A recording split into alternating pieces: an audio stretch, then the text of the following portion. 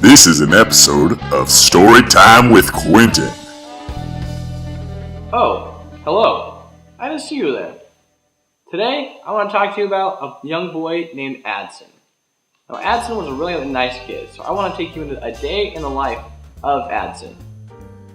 Now, when Adson comes home from school, he goes right to his home, goes inside, gives his mom a kiss on the cheek, and then heads right back out the door to his next door neighbor's house, Ace.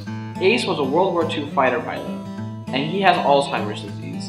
So Adson will go over into his house, sit next to him, listen to his World War II stories for the 15th time, and let him talk and talk until he just kind of lulls off to sleep. Then Adson will put a blanket over him and head out the door.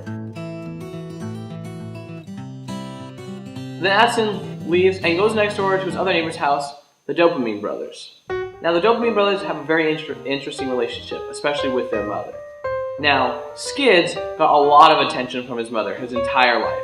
So whenever Adson goes over to play, he and Skids will go outside and start tossing the football around, but Skids will always start to freak out, thinking he's hearing his mom's voice in his head, or he's seeing images of his mom, and that kind of creeps Adson out. So he'll toss the football around with him a little bit, but he goes and heads back inside and goes upstairs to hang out with Park. Now, Park is the other Dopamine brother, and Park got a lot less attention from his mother.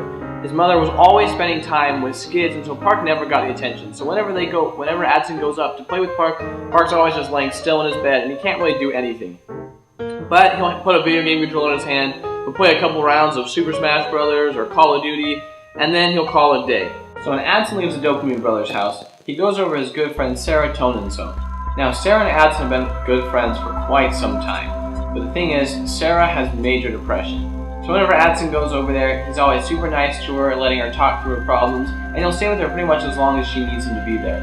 But he will always leave whenever Nora Epinephrine comes over. Now, Nora is super annoying to Adson. One moment she's all clinging over him, holding on to him. The next moment she's taking a step back, yelling at him, hating him. It's probably because she has bipolar disorder, but Adson doesn't quite know that.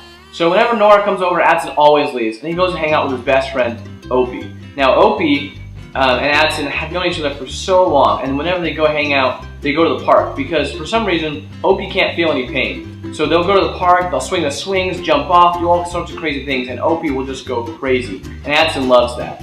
But eventually, Adson will have to go home. He hears his mom calling, so he'll leave Opie to play at the park, and he heads home, back inside to sit with his mom.